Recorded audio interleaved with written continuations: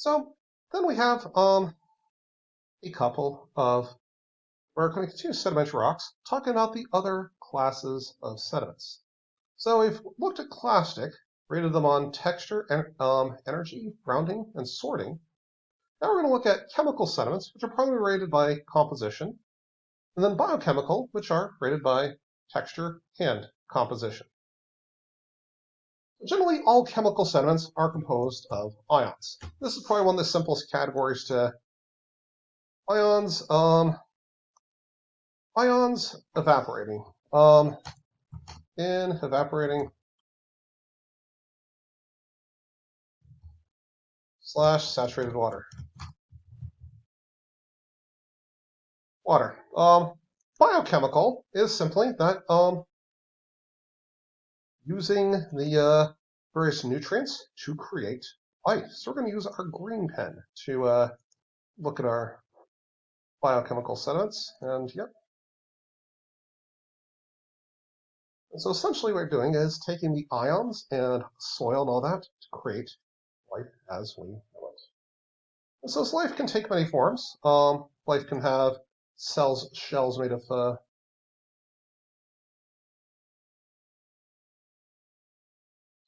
all this. Life. Well, life can be made of calcite shells. You can have fine calcite. Life, of course, can be made of heat, which is what soil turns into. And life can be made of silica shells.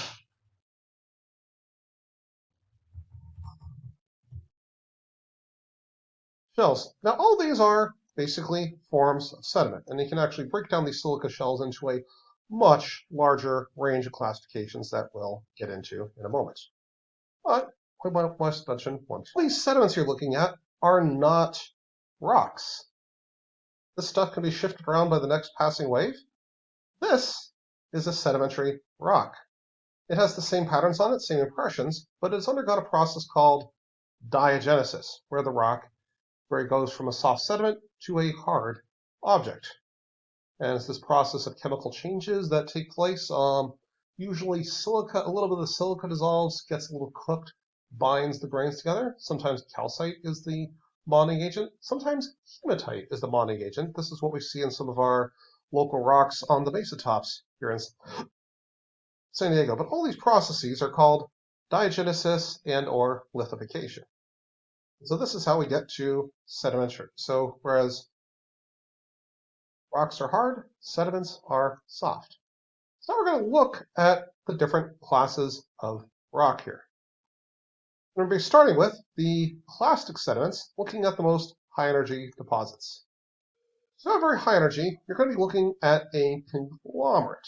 The next energy sediment is going to be, clastic sediment is going to be conglomerate.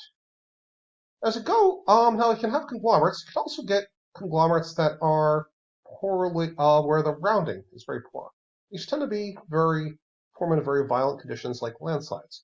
When you see a rock like this, we call it a breccia! Why do we call it breccia, and why do I say it in that angry voice? Well, this is a rock that forms in very violent environments. And so it's not traveled very far, but it definitely had a rough go getting there. And so in all cases, you're looking at rocks that have grain sizes greater than about 4 millimeters. But that's the lower limit. The upper limit, you can find breccias and conglomerates with particles the size of a house. Now, as we move into finer particles, you're starting to look at what we call the minerals. Rocks tend to be comprised primarily of minerals that survive weathering. So when you're referring about the 0.1 millimeter to 2 millimeter range, you're looking at sand, and as a consequence, you're looking at sandstone. Here is sandstone in southern Utah. My wife and I first scaled. We were much younger. You might not recognize me without the facial hair, but there we are. This is in, and so you can see this one, there's actually beautiful layerings of sand. Let's take a look at what this looks like a little bit more up close. So we have the sandstone with individual grains deposited on top of each other. Now, as you get into finer and finer sediments, you're starting to get into what are sediments composed primarily of altered minerals.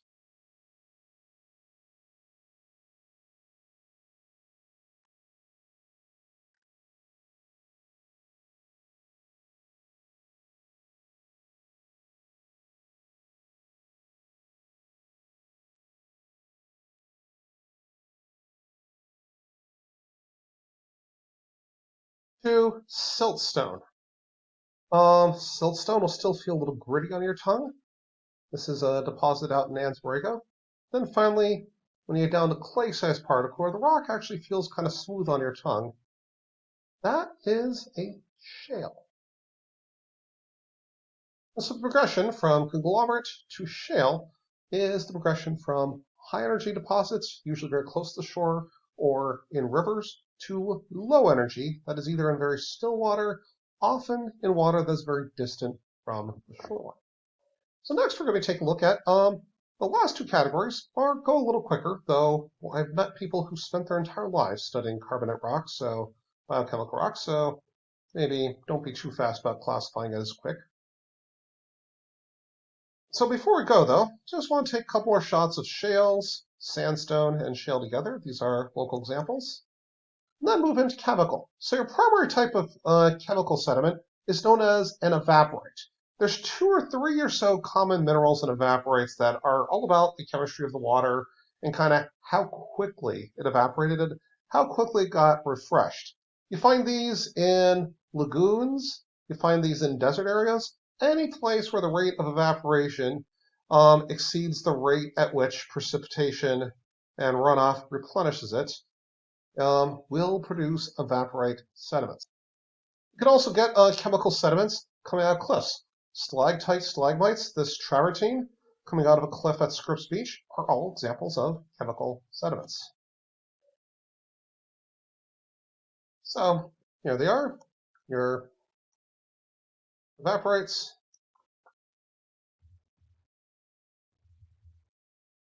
Evaporites, which are come out primarily halite and gypsum.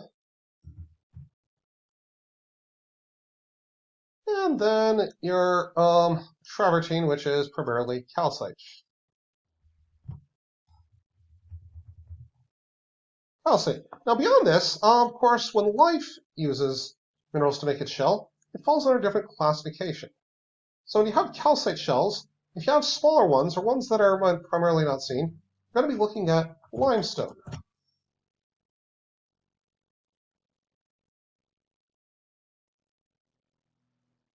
Whereas if you're looking at large shells, you're looking at something called coquina. This is a coquina beach on the Salton Sea. We're looking at barnacles that have washed ashore. And sometimes you get limestones that have a combination of a little bit of sand in them and a bit of other things. This is part of the Friars Formation, or the Mission Valley Formation. They're pretty similar. That has definitely plenty of calcite in it, clearly a shell fossil impression, but also quite a bit of sand. Here's a limestone in Austin, Texas. This was a classic establishment there. This wall was the reason, my favorite reason to go there. I was always being told by the bouncers to not climb the wall. And finally, our second last, we have soil. Soil will form a coal. You can also get chert if you have silica. And then, of course, as we saw in the previous slide, and limestone, by the way, will come in many, many, many varieties, from things that look basically like sand to, let's see, there's even limestones that are very dark in color that look almost like basalt. Just to confuse everybody, but they do come in all colors. Chert is primarily silica cells. And of course you have peat. Peat is going to be cooked by the diagenesis process into coal. And so I'd like to wrap it up, just sort of thought. Sedimentary rocks tell several different stories. They tell the story of where they eroded from.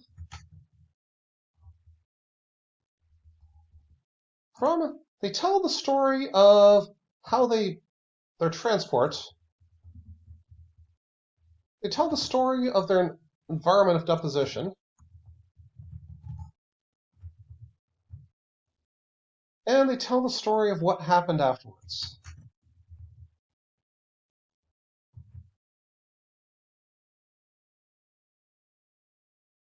And so I'm going to finish off this portion of the lecture, with the following image of a coal seam that is in, of all places, Antarctica. This is a coal that started as a swamp 300 something odd billion years ago, and eventually was moved to a very cold climate. Now, if you want to study a little more, you'll also find things like ripple marks and mud cracks and all sorts of structures within the sediment. This, for example, tells you the sediment had water flowing over it, and then it dried out somehow. Or crossbedding can be used. These sort of indicate currents. Here's some in some local sandstone around San Diego. And so they're also, of course, the best place to find fossils. And you can see other things like submarine landslides. This one, there's some very distinctive flame structures. That's about all I got for that. And you can even get things that happen during diagenesis, like the cement, like calcite will sometimes grow in between the grains of the sandstone, giving these really distinctive looking lumps. And you can have many sedimentary environments in one place, such as this beach. You have high energy, low energy, very low energy. And as sea level rises and falls and the river mouth moves back and forth, you'll get these deposits moving in all different directions.